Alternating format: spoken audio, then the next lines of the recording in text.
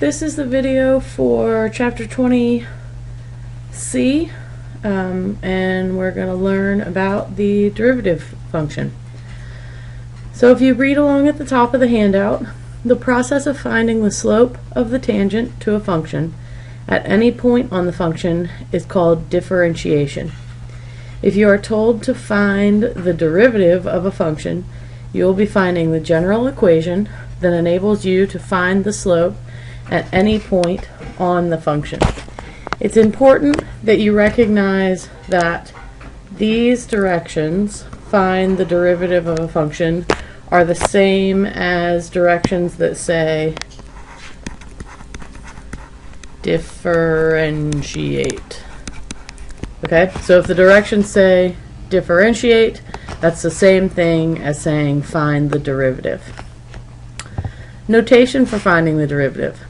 If y is in terms of x, the derivative of the function is written as dy over dx, and you can read it like dy by dx or dy dx. So this would be, if I have y equals 2x, then when I write the derivative, or I differentiate, I would write it as dy over dx equals whatever the derivative is. If the given function is in terms of function notation, f of x, the derivative is given by f prime of x, and you read it f prime or f dash x. Alright, so let's review a little bit of what we've done algebraically. In the last section, we learned how to find the slope of a function at a particular point using algebra. And what we're going to do now is we're going to generalize that so that we could find the slope of any point on this function using algebra. So we have to do the same principle that we did last time. We need 2 points. So we have x1, in this case is just going to be x, and y1 in this case is going to be the function x cubed, because we want this to be generalized for any point on the graph. Next we need an x2, so again it's going to be h places away, so x plus h, and y2 is going to be x plus h plugged into our function, so x plus h cubed. If you don't know how to cube something, basically you would FOIL it and then distribute one more time with the x plus h. There's a pattern that it follows, so this actually expands to be x cubed plus 3xh squared plus 3x squared h plus h cubed. Alright, so let's do our slope formula. Changing y over changing x. So we have that whole y2 thing, x cubed plus 3xh squared plus 3x squared h plus h cubed. So that's y2 minus y1, which was x cubed, all divided by x2 minus x1. Alright, if we simplify the top, the x cubes cancel out, and if we simplify the bottom, the x's cancel out, and then we can factor out an h on the top, so we'll have 3xh plus 3x squared plus h squared all over h. Those h's cancel out, and we get 3xh plus 3x squared plus h squared.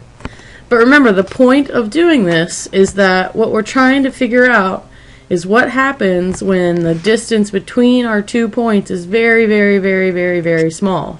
So when h approaches 0, this term and this term go to 0. They become 0. So the function here is going to be just left over as 3x squared. So since this is written in function notation, our final function would be f prime of x is equal to 3x squared.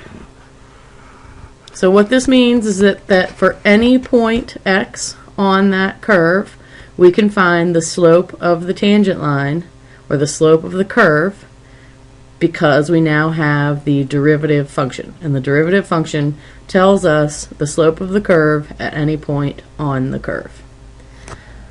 Alright, I'll get you started for the second one, but once you get started, go ahead and pause it and try and figure it out yourself. So x1 is going to be equal to x, y1 is equal to x squared minus 3x, x2 is equal to x plus h, and y2 is equal to x plus h squared minus 3x plus h. So go ahead and pause it here and then try and come up with your own derivative function. When you're done, press play again. Okay, so here is number 2 worked out for you. Make sure that you distributed your negative here, and if you did that, then you should have gotten the final solution as 2x minus 3. So what that means is that for this function, the derivative is 2x minus 3, which means that for any point x on that original curve, if we want to find the slope at that point, we can plug it into the function 2x minus 3. Alright, go ahead and turn to the next page. And what you're going to do here is you're going to do a little activity where I want you to find the slope of all of those curves. So on the table, you're going to fill in -3, -2, -1, 0, 1, 2, and 3. And then take a second and fill in all of the slopes that are given by the little triangles there. Alright, you should have been able to find out that for point A, the gradient of the tangent was -6. For point B, the gradient of the tangent was -4. For point C, the gradient of the tangent was -2, etc., etc. Okay? So if we complete the statement for point E, here's point E, and it says the gradient of the tangent to y equals x squared at 1, 1 is m equals ... So remember, m stands for slope. So in this case, what was the gradient of the tangent? Well, the slope at the point 1, 1 is equal to 2. Alright, now what do you notice about all the x values and the gradients of their tangents? What you should notice is that they are all doubled. Okay? And because they're all doubled, then that means that this has a derivative function of 2x. So no matter the x value, the slope at that point is double the x value. Alright? So we've made ourselves a general rule here. If we have an equation that has an exponent, then the derivative is this. And what this says is that for any equation with an exponent, to write the derivative, you take the exponent and multiply it in front, and then you subtract 1 from the exponent. So if we have y equals x to the n, we take n and multiply it in front. So we now have dy dx equals n times x. And then we take n and subtract 1 from it. So this pattern works for any function that is a power function, an x to some exponent. Okay, go ahead and turn to the next page and let's do some examples. So if we have the function y equals x to the 8th, well, first of all, if we're asked to find the derivative, we know that we're looking for dy over dx because this is a y function, not a function notation. We'd take our exponent and multiply it in front, so this becomes 8x, and then we subtract 1 from the exponent and we get 7. So the derivative function is 8x to the 7th. So for any x value on that curve, we could find the slope because it would be 8 times whatever the x value is to the 7th. All right, part B.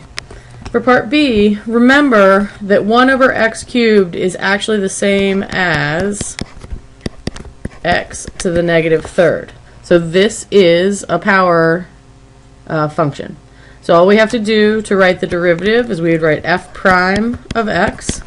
We take our exponent, multiply it out front, so this becomes negative 3 to the x, and then we subtract 1 from the exponent. But remember, if I have negative 3 minus 1, that becomes negative 4. So our derivative function is negative 3x to the negative fourth. Again, what this means is that for any point on that curve, I can find the slope at that point by plugging it into the equation that I just found. All right, part C. For part C, same idea. Remember that this is the same as x to the negative 2. So if we're looking for f prime of x, take the exponent, multiply it in front, and then subtract 1, so that becomes negative 3. So there's our derivative. Next, they want me to find and interpret f prime of 1. So what that means is that wherever there is an x in this function, I'm going to plug in 1. So negative 2 times 1 to the negative third. Well, that would be negative 2 times 1 over 1 to the third, but that's all still equal to 1. So negative 2 times 1, which equals negative 2. All right, what this means is the slope of the curve at x equals 1 is m equals negative 2. So if I were to look at this curve, the slope at x equals 1 is a negative slope of negative 2. Alright, so go ahead and try the practice problems that are in your textbook, and I'll see you guys in class.